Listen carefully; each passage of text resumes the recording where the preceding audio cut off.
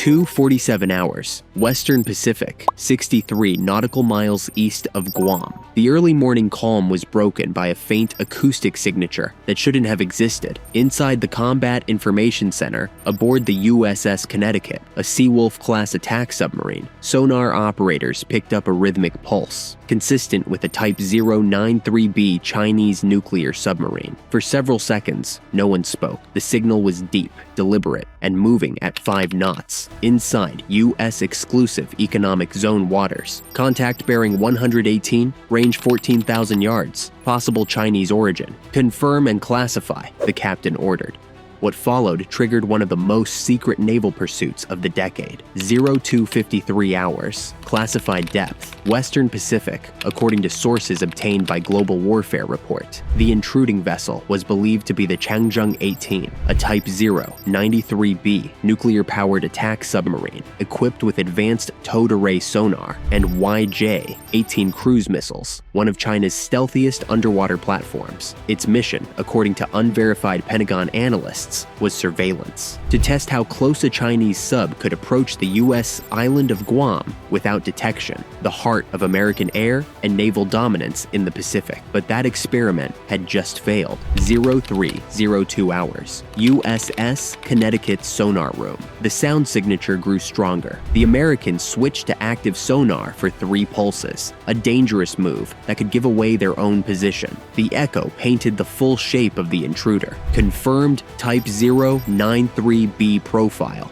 Depth 460 feet. Course northeast. The captain's reply was calm, measured, the kind of composure drilled into every U.S. submarine commander since the Cold War. Maintain shadow distance. Do not engage. Let's see where she's going. Unknown to the Chinese captain, the Connecticut was now mirroring every move, silent, invisible, 800 feet below the surface. 03:17 hours. Pacific Command. Intelligence Center, Pearl Harbor, within minutes. Encrypted transmissions from Guam confirmed a possible Chinese incursion. Analysts in the Pacific Command's Undersea Warfare Division began tracing satellite pings believed to be associated with the same submarine. One senior analyst told Global Warfare Report under condition of anonymity, "We've seen Chinese boats skirt international waters before, but this was a deliberate breach." At the Pentagon, the words Guam and submarine in the same sentence triggered immediate concern. The island hosts 36 U.S. military installations, including B-1B bombers and the Pacific's only operational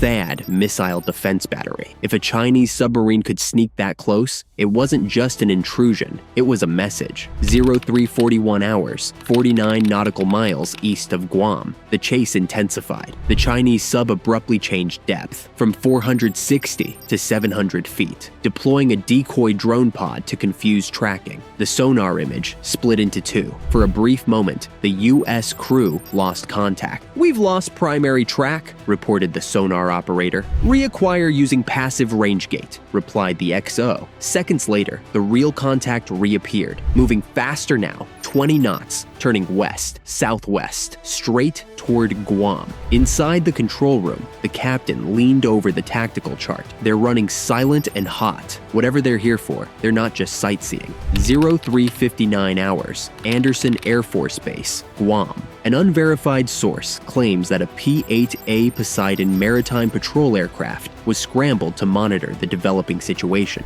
At 10,000 feet, its magnetic anomaly detector picked up disturbances consistent with a large metallic object traveling below the thermocline. Visuals were impossible. The Pacific at night was a black mirror, but the aircraft's radar logged something unusual, a faint periscope wake heading due west. 04:12 hours, Western Pacific, 28 nautical miles. East of Guam, the Connecticut's sensors painted the Chinese sub again, closer, bolder, now well within restricted U.S. waters. This was no longer surveillance. It was a breach of territorial sovereignty. "Captain, contact closing at 2,000 yards. No response to hails. All stations go to silent condition 1. Record everything." In the pitch-black ocean, 2 nuclear submarines now stalked each other less than 2 miles apart. One defending U.S. waters, the other testing the limits of American tolerance. And according to intelligence shared with Global Warfare Report, the next 6 minutes would determine whether this incident remained a secret or ignited a diplomatic firestorm.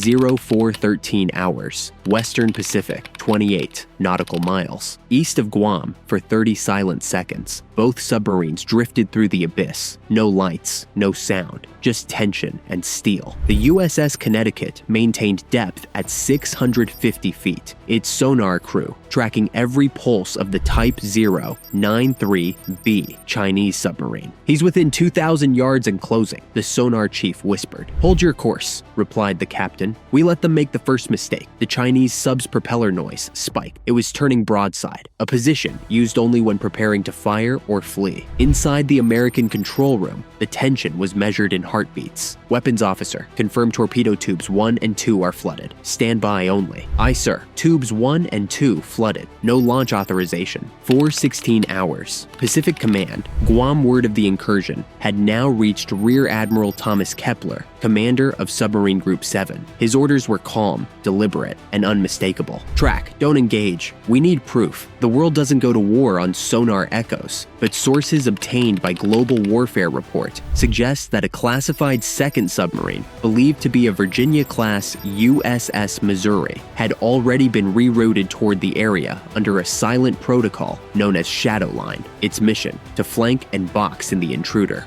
4:23 hours, 18 nautical miles east of Guam, the Chinese submarine suddenly ascended 200 feet and slowed to 4 knots, a move that puzzled American operators. Then came the ping. A single, unmistakable active sonar pulse from the Chinese vessel echoed through the deep.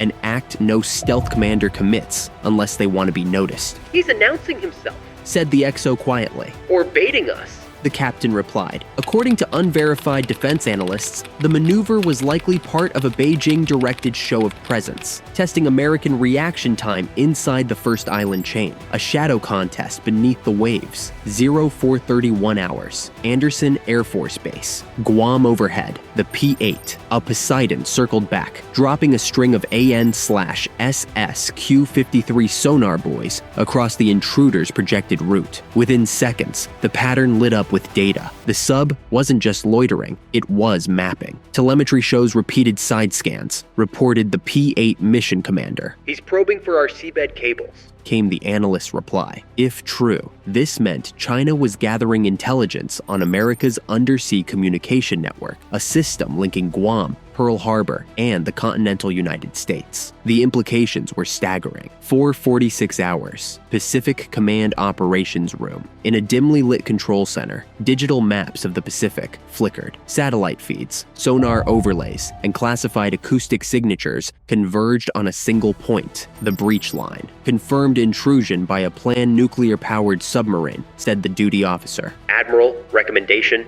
we respond quietly." Moments later, the order went out. Activate Operation Silent Spear. Its objectives were simple: contain, capture, and compel withdrawal. 4:58 hours, submerged depth, 15 nautical miles, east of Guam. The USS Missouri now approached from the east, the Connecticut from the west. Between them, the Chinese Type 093B was unknowingly sailing into a trap, boxed in a narrowing corridor of sonar coverage and magnetic detection. "Target is sandwiched," said the Missouri sonar chief. "They'll hear us if we close any further. That's the point," replied the commander. "Let them feel the net." Unverified defense reports claim the Chinese sub attempted an emergency dive, descending beyond 900 feet, dangerously close to its structural limit. 0507 hours, depth 920 feet. The hull creaked as the Type 093B tried to break the sonar envelope. Inside the Connecticut, displays flickered as shockwaves from the dive reverberated through the water. "He's going deep,